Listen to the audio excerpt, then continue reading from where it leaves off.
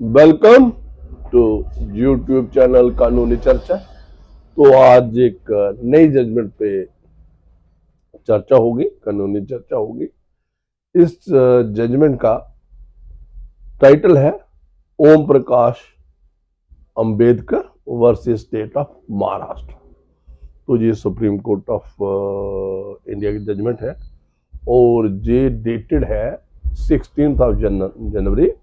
2025 को। तो इसमें क्या था, ये जो मैजिस्ट्रेट यूरिस्डिक्शन एक्सरसाइज करता है, पहले सेक्शन 156 सब section 3 of code of criminal procedure में 1973 जब एफआईआर अपने तौर officer in charge police station register नहीं करता है कॉग्निजेबल ऑफेंस में, वो सेक्शन थी जो 154 जो 1 है उसकी सबसेक्शन है। तो जब वो नहीं करता है तो फिर क्या अल्टरनेटिव है, एक जो विक्टिम है, जो कंप्लेनेंट है, जो इन्फॉर्मेंट है, क्योंकि कॉग्निजेबल ऑफेंस है, तो वो क्या क्या कर सकता है। तो जो 154 थी, तो अगर वो नहीं रजिस्टर करता है एफआईआर अपने तौर पे, तो जो विक्टिम है, इन्फॉर्मेंट है, कंप्लेनेंट है, कोई भी अग्रीव्ड पर्सन है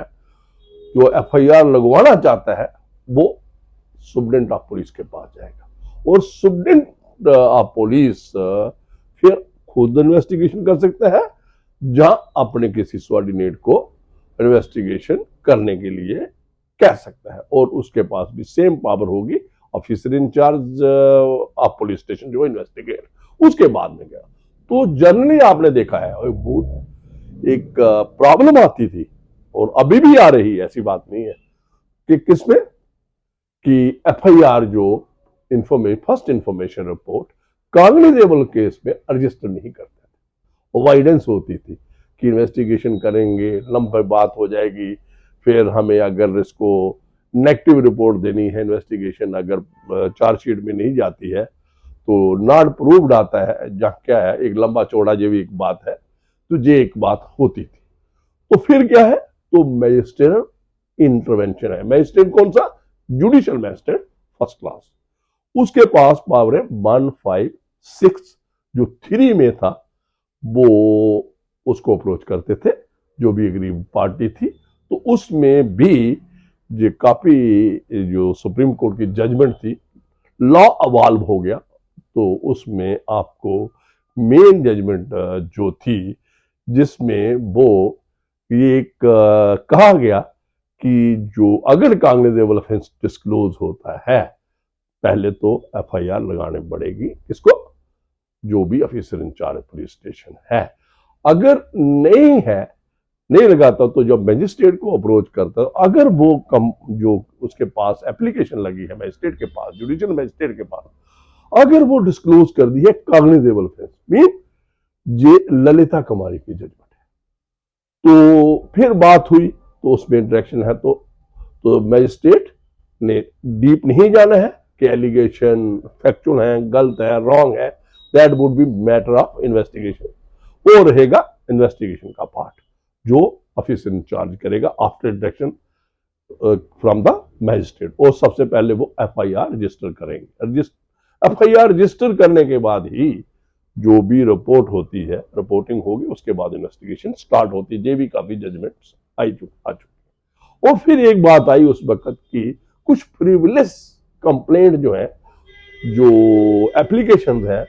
वो लॉज होती है मैजिस्ट्रेट के पास और मैजिस्ट्रेट मैकेनिकल एक्सरसाइज करते हैं यूरिस्डिक्शन अपनी 156(3) में और इन्वेस्टिगेशन का ऑर्डर करता है। तो उन्होंने कहा कि भाई आप ये जो कि अप्रोच किया है आपने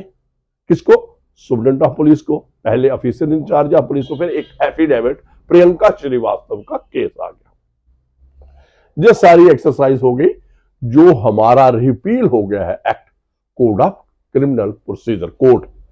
तो 1973 का अभी हमारे पास कौन सा है?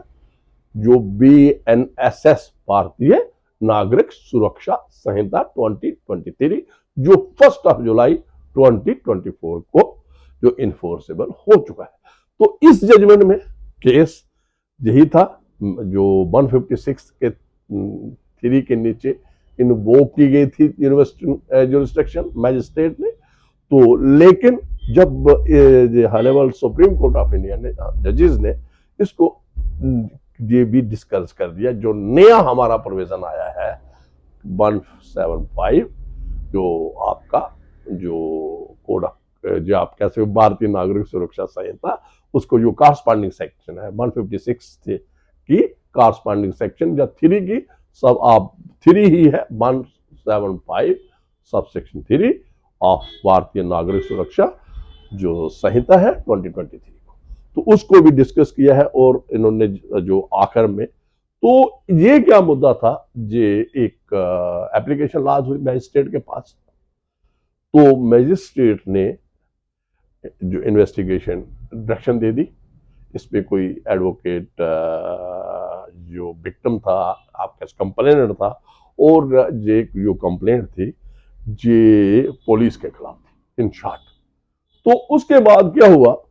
क्या क्या ऑफेंसेस थे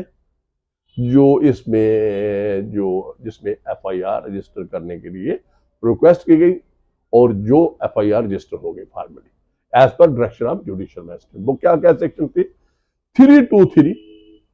294, 500, 504 एंड 506 जो इंडियन पीनल कोड। तो ये एफआईआर रजिस्टर हो गई। उसके बाद इन्वेस्टिगेशन हुई,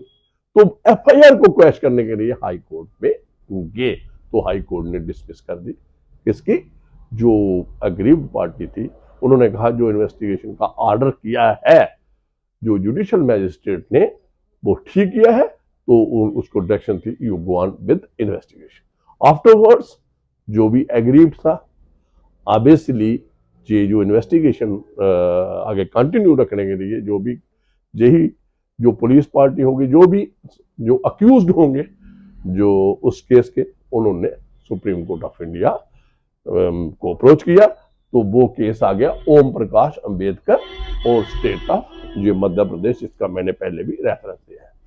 तो इन्होंने क्या किया, ये जो सेक्शन थी जिसमें एफआईआर लगी थी, सुप्रीम कोर्ट ऑफ इंडिया ने एग्जामिन किया उस एप्लीकेशन के जिस बेसिस पे डायरेक्शन हुई थी एफआईआर लगाने,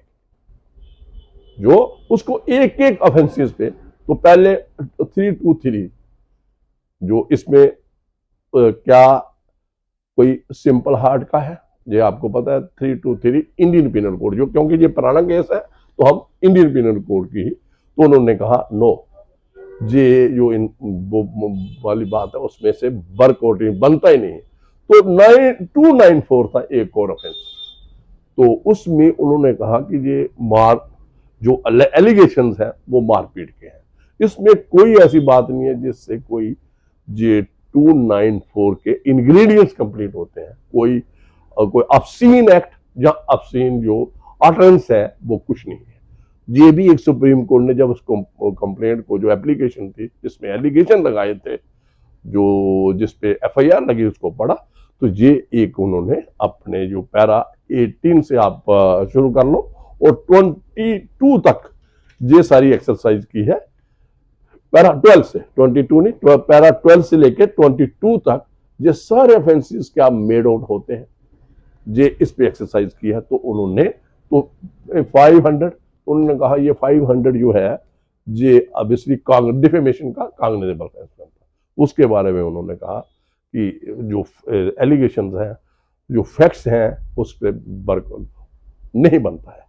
जो प्राइमा फेसी ऑफेंस। तो 504 और 506 के बारे में उन्होंने कहा कि स्पेसिफिक कोई ऐसी बात नहीं है जिससे प्रोवोकेशन जो भी इसके इंग्रेडिएंट्स हैं जो 504 और 506 के नहीं बनते। तो इन शॉर्ट उन्होंने कहा कोई ऑफेंस नहीं बनता, ये अपनी फाइंडिंग दी। तो फिर उन्होंने कहा कि जो हाई कोर्ट की ऑर्डर था जो असेल हुआ था सुप्रीम कोर्ट को, उसको सेटिस्फाइड किया और जो इन्वेस्टिगेशन हो रही थी उसको डिसकंटिन्यू कर दिया। तो मैं एक तो फिर उसके बाद उन्होंने अपनी ऑब्जर्वेशन ये कहा कि भाई ये क्यों हुआ है, थोड़ा सा एलैबोरेट ये जो बात उन्होंने लिखी कि ये चेंज ऑफ लॉ है, ये जो 3 क्रिमिनल लॉज हमारे चेंज हुए हैं, तो ये हमारे जो लॉ इंटर्न्स हैं, लॉ स्टूडेंट्स हैं, जजेस हैं, एडवोकेट्स हैं, प्रोसिक्यूटिंग ऑफिसर हैं, या एकेडमिक साइड से जो जो हमारे लॉ फैकल्टी के लोग हैं, जहाँ ऐसे भी जो एकेडमिक एक्सरसाइज करते हैं, जहाँ अदरवाइज लॉ, उनको ये जजमेंट है, बड़ी इंपॉर्टेंट जजमेंट है। तो इसके बारे में अभी मैं सीधा ही जो इन्होंने कहा पैरा, थोड़ा सा मैं ये पढ़ दूंगा, पैरा 27 जो उन्होंने किया कि भाई ये ऑफेंस मेक आउट नहीं करते हैं और हाई कोर्ट से और ट्रायल कोर्ट से एग्री नहीं किया। ये मैं पढ़ देता हूं। In overall view of the matter, ये पैरा 27 है। We are convinced that no case is made out to put the appellant accused to trial for alleged offence. जो मैंने कहा, उन्होंने एक एक ऑफेंस को किया कि ये वर्कआउट नहीं है, और continuous of the investigation by the police will be nothing short of abuse of process of the court. तो ये एक फाइंडिंग ड्रा कर दी। और जो मैंने जुबानी कहा, तो उन्होंने कहा कि ये it would be A futile exercise भी कह सकते हैं और abuse of process of law है, अगर हम पुलिस को इन्वेस्टिगेशन इसको कंटिन्यू करने के लिए कहते। उन्होंने कहा कि कोई ऑफेंस कि नहीं बनता है जो इन्होंने जो एफआईआर में रेफरेंस है, जिनका जो एलिगेशन दिए गए। फिर उन्होंने कहा, थोड़ा सा हम डिस्कस कर लेंगे जो नया प्रोविजन बीएनएसएस जो आया है और जो चेंजेस आए हैं उसके बारे में। However before we part with the matter, we deem it necessary to discuss changes brought to the scheme of section 156 of code of criminal procedure by the enactment of Bharatiya Nagarik सुरक्षा संहिता 2023, जो मैंने बात की जवानी। उन्होंने कहा तो ये जो आगे का पार्ट है ये और भी इंपॉर्टेंट है। अपने जो लोग हैं जो वाबस्त हैं लीगल फर्टर्निटी के साथ, पैरा 29 है। Section 175 of BNSS corresponds to section 156 of CrPC. Subsection 1 of section 175 of BNSS is in para एक जैसे हैं, बराबर एक जैसे हैं। कुछ पेरीमेट्रिया विद सबसेक्शन 1561 जो ऑफ द एक्सेप्ट, कुछ एक्सेप्शन है उन्होंने नीचे उसका एक है, except for the proviso which empower the superintendent of police to direct the deputy superintendent of police to investigate. For example, एक सुपरिटेंडेंट ऑफ पुलिस के पास से आ जाती है कि यार इसकी ग्रेविटी ज्यादा है इसमें, तो वो एसपी क्या करेगा, डिप्टी एसपी को डायरेक्ट करेगा तो इन्वेस्टिगेशन का वो matter officer in charge of police station नहीं करेगा, जहां कोई और सबऑर्डिनेट डायरेक्ट वो डिप्टी एसपी के हवाले किया जाएगा अगर ऑफेंस की ग्रेविटी ज्यादा है और सुपरिटेंडेंट ऑफ पुलिस एससी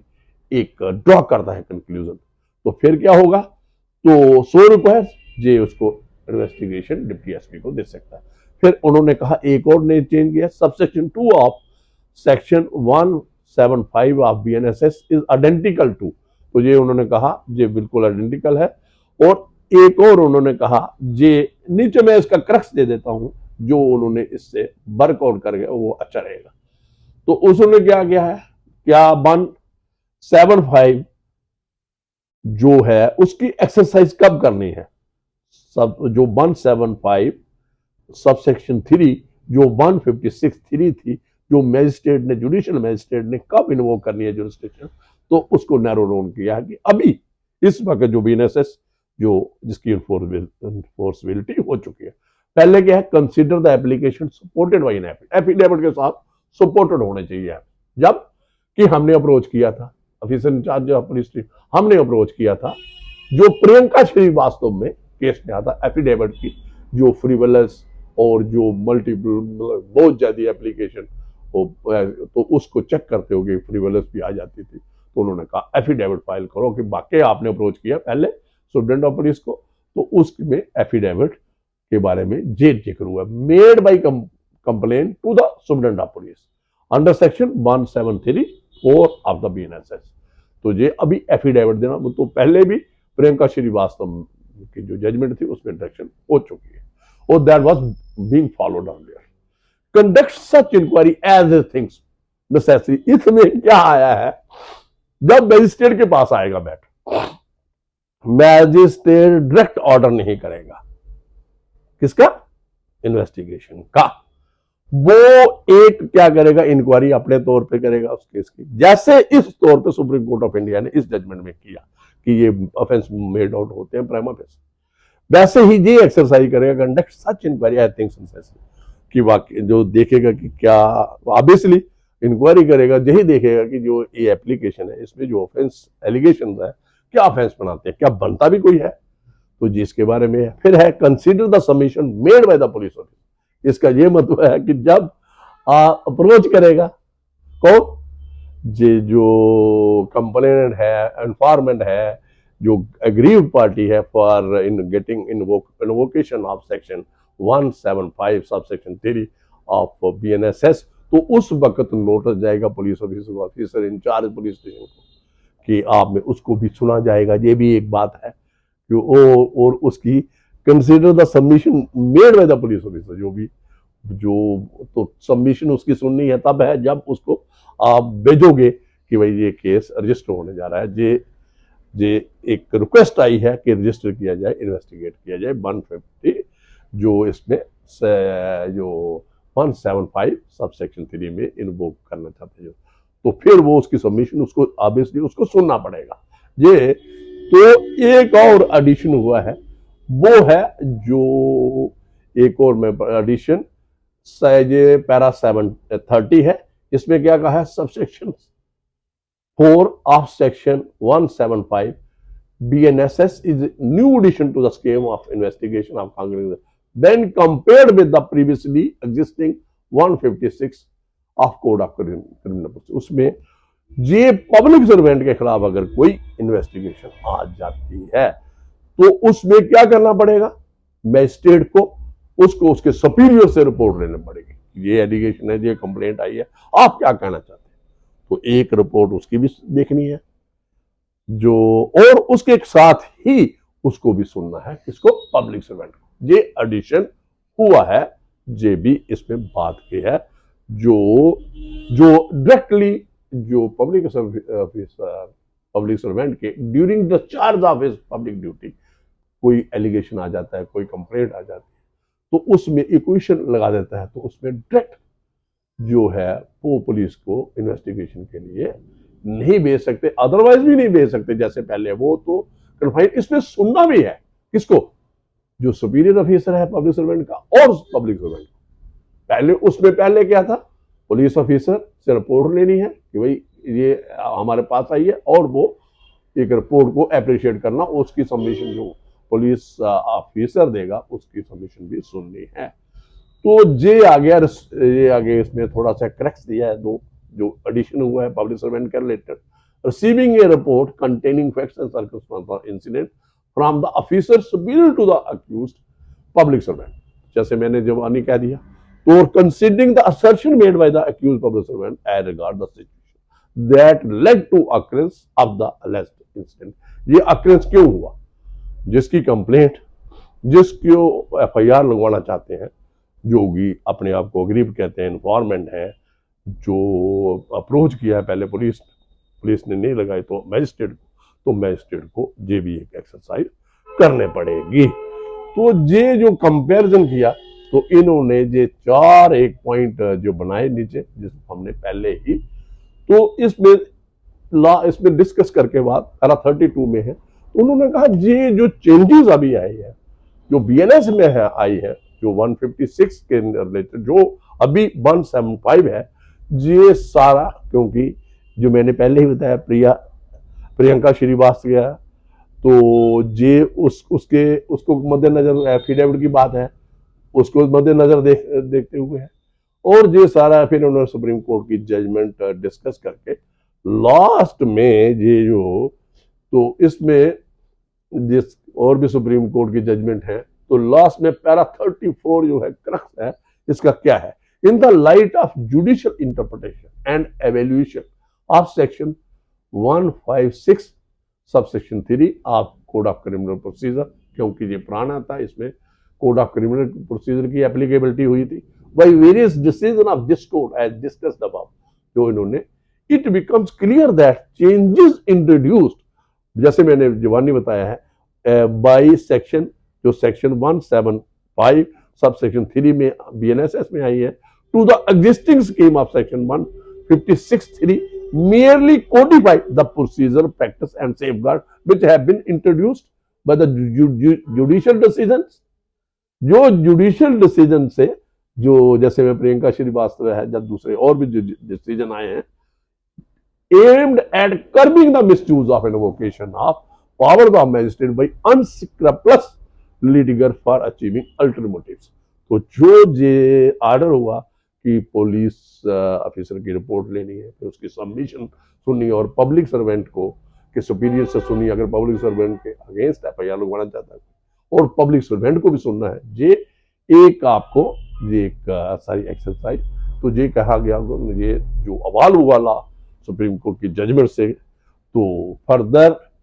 ये पैरा 35 पढ़ूंगा, further by requiring the magistrate to consider the submission made by the concern police officer before proceeding to issue direction under section 1753 of BNSS has fixed a greater accountability on the police officer responsible for registering FIRs under section 173, mandating the magistrate to consider the submission of the concerned police also ensures that magistrate applies his mind judiciously while considering both the complainant, क्योंकि complain पहले क्या होता था, सिर्फ complainant का version उसके पास होता था और एफआईआर की डायरेक्शन होती थी। तो अब आपके पास दूसरा भी आ गया, पुलिस ऑफिसर क्या कहना चाहता है, इन्वेस्टिगेशन क्या हो सकती है, नहीं हो सकती, उसको भी सुनना है। And the submission of the police officer thereby ensuring that the requirement of passing reasoned order is complied, ताकि जो जुडिशियल मैजिस्ट्रेट का ये जो आप प्रिंसिपल ऑफ नेचुरल जस्टिस है, कंप्लेनेंट भी आपके पास है और जो अक्यूज की तरफ से जो आगे अक्यूज बनेगा, कंप्लेंट को एप्रिशिएट करना है, कंसिडर करना है, ऑब्वियसली इन्वेस्टिगेशन करनी है, वो पुलिस ऑफिसर करेगा। तो पुलिस ऑफिसर को भी इसमें सुनना है और उसकी रिपोर्ट भी एक बन जाएगी, बेसिस बनेगी कि ऑर्डर जो इन्वेस्टिगेशन का करना है 1753 में या नहीं करना है। तो ये भी in result this appeal succeed is hereby allowed, जो मैंने ऊपर कहा है उसके बेसिस पे ये जो सुप्रीम कोर्ट ऑफ इंडिया के पास जो अपील आई थी वो सक्सीड हुई। तो उन्होंने कहा ये वर्चुअली ये क्या हुआ, ये क्वैश ही हो गई जो इन्वेस्टिगेशन जो एफआईआर लगवाई थी। तो रिजल्ट क्या है इसका, the impugned order pass by the High Court is set aside, the order pass by the magistrate directing police investigation under is also set aside. तो ये एक्सरसाइज उन्होंने अपने लेवल की थी कि जो ये कंप्लेंट है, एप्लीकेशन है, जिसको जुरिस्डिक्शन इन्वोक की गई है फॉर लॉजिंग ऑफ एफआईआर, वो ऑफेंसेस मेड आउट ही नहीं होते। तो उन्होंने सुप्रीम कोर्ट ने अपने तौर पे कंसिडर अप्रिशिएट किया एलिगेशन और ये फाइंडिंग ड्रा की कि भाई ये ऑफेंस नहीं बन और अब्यूज ऑफ प्रोसेस है, अगर इसकी इन्वेस्टिगेशन कंटिन्यू। तो ये एक मेरे नोटिस में आई, ये बड़ी इंपॉर्टेंट जजमेंट है और इसमें ये पुराना भी डिस्कस हुआ और नए चेंजेस भी सुप्रीम कोर्ट ऑफ इंडिया ने एक एक्सरसाइज की है अपने। और मैं जो लॉ स्टूडेंट्स हैं, जो हमारे जो जुडिशियल एस्पिरेंट्स हैं, और जो मैं कहता हूँ ये इस किस्म का मैटर जो दूसरे लोग हैं जो अपने आईएएस के लिए जाते हैं, केएस के लिए जाते हैं, तो उनको भी ये मैटर अपने, और उसमें भी सब्जेक्ट जो लॉ है वो भी कहीं चूज करते हैं और लॉ स्टूडेंट्स जो होते हैं वो भी अब इसमें पार्टिसिपेट करते हैं। तो ये बड़ा इंपॉर्टेंट एक जजमेंट आई मेरे नोटिस में, तो मैंने ये समझा कि आपके साथ शेयर करूं। तो दोबारा मैं हाजिर हो जाऊंगा एक नए एपिसोड जो आगे होगा, वो नई जजमेंट सुप्रीम कोर्ट की और कोई लीगल मैटर होगा जिस पे बातचीत होगी। तो मुझे दीजिए इजाजत। Thank you very much.